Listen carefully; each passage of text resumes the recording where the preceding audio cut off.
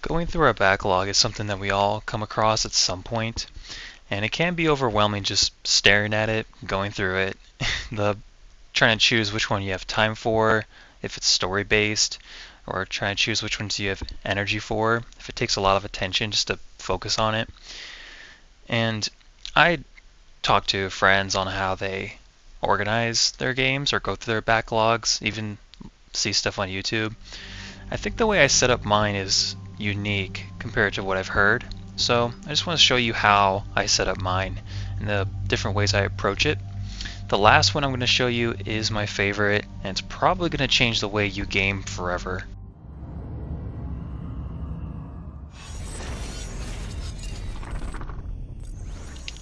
When I was watching the Justice League animated series, I was inspired to make a folder or two for it. So I like to pick the ones that I like the most. You can pick whichever character you want. Just remember that you can only extend your disbelief so much. So I always try to go for at least around 80% of similarities and traits. You can't always match up the powers and whatnot, but you can at least match the background of the character, or even what they look like, what they stand for. And so those are the ones I usually pick. The first one is going to be the Batman series. If you have all of them, put them all there. The only one I have is the Arkham Knight. I'm happy with this one. It's the only one I have. I have played the Asylum game, but this is the one I have, so I'm going to place this one here. And I just keep coming back to it. I don't finish all my games. I stop if I don't like them. And there's a lot that I do finish that I just don't feel like coming back to. But this one, the music's good, graphics hold up, combat is legendary, OG voice actors, art deco is everywhere. It's edgy.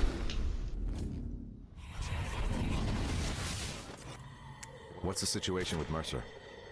The subject is wanted in connection with treasonous activities against the United States and our allies. As of last night, Alex Mercer is the #1 terrorist threat in the United States. Prototype has got to be one of the coolest games to play as the Martian Manhunter. It is the closest thing I could find that fits him. One of the coolest characters on the whole crew. Shape-shifting, super strength, really fast, all kinds of cool stuff you can do. And this game provides a lot of it. A cool feature of this is the super parkour aspect of it. I find that if you upgrade your jump and your speed too much, then it kind of takes away that vibe that you can parkour around, just like it was in the trailer. If you keep those lower, then it'll still force you to bounce from ledge to ledge to rooftop, making it more dynamic when you use your dash. But this was the game to play in 2020 as it matched the vibe of the news, but I'm sure that's how the liberals are going to remember it. Back to the wall, he unleashed the virus on Manhattan. What Mercer did is beyond forgiveness. But there is no Alex Mercer anymore. The virus didn't just kill him, it became him. Copied his body down to the genetic level. It became me. I am the virus. And I... Skip. Anyway, those are my two favorites. Mix and match, have fun with it.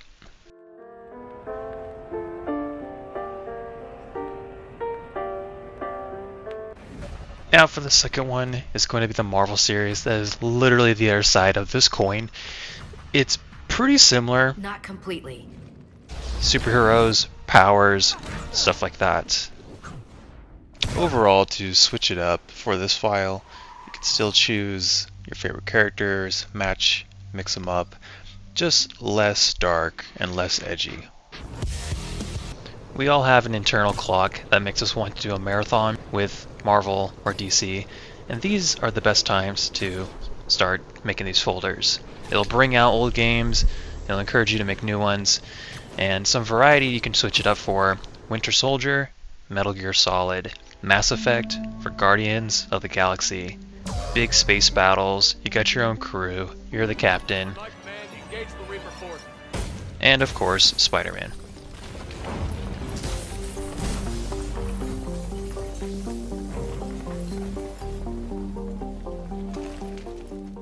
And another great way to play these games is to craft the character that you're trying to replicate in the Marvel series. So whenever you're doing a marathon, you're really craving that Marvel vibe, put together the Marvel games that you have along with some extra ones to fill in the gaps of villains and heroes. It's a lot of fun. Give it a go. This next folder is all about the seasons. I'll mainly talk about winter because that's what we are in right now. But this applies to spring, summer, and fall. So for this, you can put a lot of winter games in this folder. It's very aesthetically pleasing, and it's a great way to cycle through all of your games if you just know where to put them in the right places. So it's not just the winter games that you do have, it's also symbolic. It can be about destruction, it could be about rebirth. If there's a character that has a trilogy, you can put the last game in there of them where they are a bit more wise, they're coming of age, they're older, they've gone through things, and characters letting go of stuff. So the more you know about these seasons and what they mean in ancient history and so on, you can get pretty creative about what you put in there. The cool part is you'll get through a lot of your games. If you commit to the season of whenever you're watching this and just continuously do it for the rest of the year, you'll have a pretty good cycle of different games to play during the seasons. It really puts you in the vibe as the year goes on.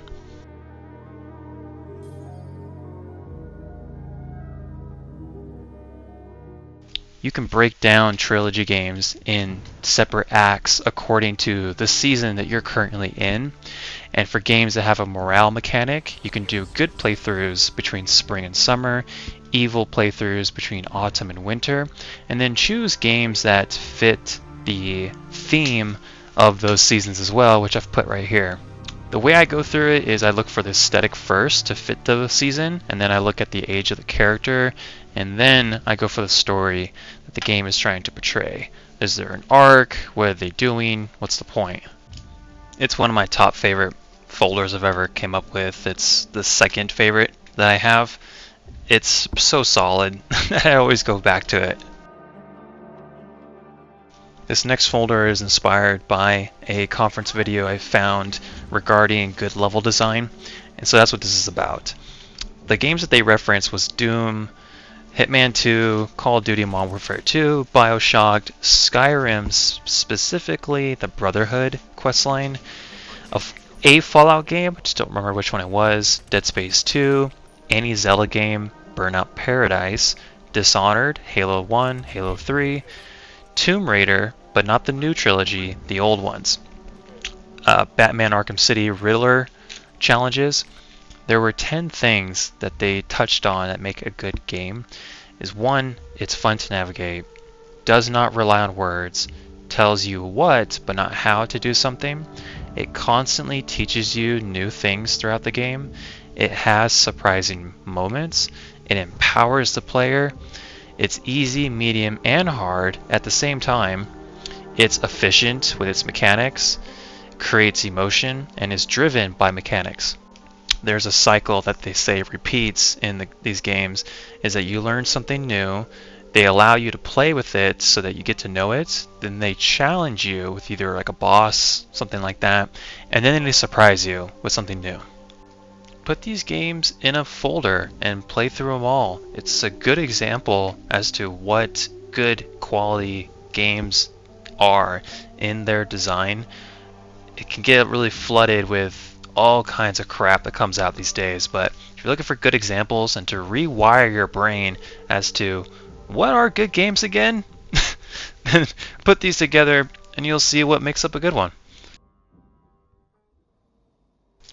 This next folder is going to take every brain cell that you've got in order to grasp this concept. I'm going to take you through a timeline of all the games put together at once. Alright, so here's what you're going to do.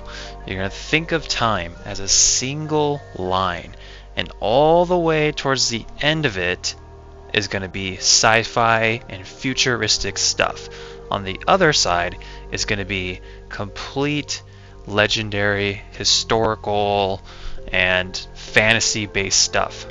You will start off by creating 1 or 2 folders that are completely maxed out of your gigabytes. And you'll start off with the prehistory games. Games that don't have any proof that stuff in them existed in our real world. If there's no proof, then it goes into the prehistory fantasy kind of thing. And then you start getting into ancient history, Bronze Age, Iron Age, Middle Ages, Renaissance, modern history, Industrial Age, Machine Age, nuclear, space, information, and then you start to get into the futuristic things. History has a strange way of unfolding. So some things will be obvious, such as after Red Dead Redemption 2, you play Red Dead 1.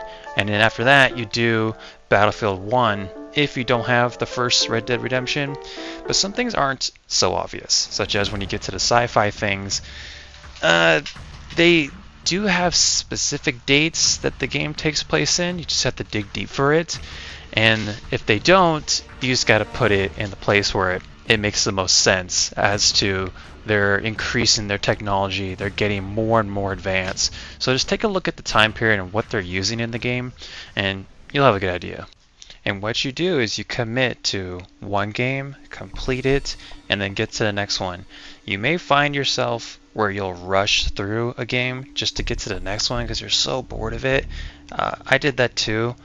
What you can do is create a separate folder and leave some room for your gigabytes to put them, but you just put games that are fast-paced, like online shooters or anything that doesn't have anything to do with this whole timeline thing, and that will keep you busy and occupied, entertained, while you're just committing to this timeline.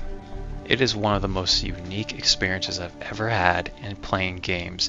You'll get to jump through different multiverses that still match the time periods of the previous games you played, and you'll go through apocalypse times, which is really interesting because you'll see society be spiritual, and then it'll get controlled, war will happen, and then apocalypse, just because of the time period. And then after that, it just starts to rebuild itself. Or you'll jump to a different multiverse that takes place in the same time period. It's just a whack experience. Like, you won't get this really anywhere else. It's very, very immersive. At the same time, make it fun. This is not a chore. If it starts becoming that, then you're just a little burnt out playing games in general. So just put in the games that you know you're going to have fun with. Again, don't make it a chore. This is like a fun thing to do in order to cycle through some stuff you haven't really gotten to in a while. And comment below which one of these that you're going to try out. I hope that you do and enjoy it. If you have any unique folders that you've created, we'd all like to know, because we're all looking for new ways to spice things up and bring back some old games that we haven't touched in a while. I hope you have a great day, and I'm going to leave you with this quote. Raise your words, not your voice. It is rain that grows flowers, not thunder.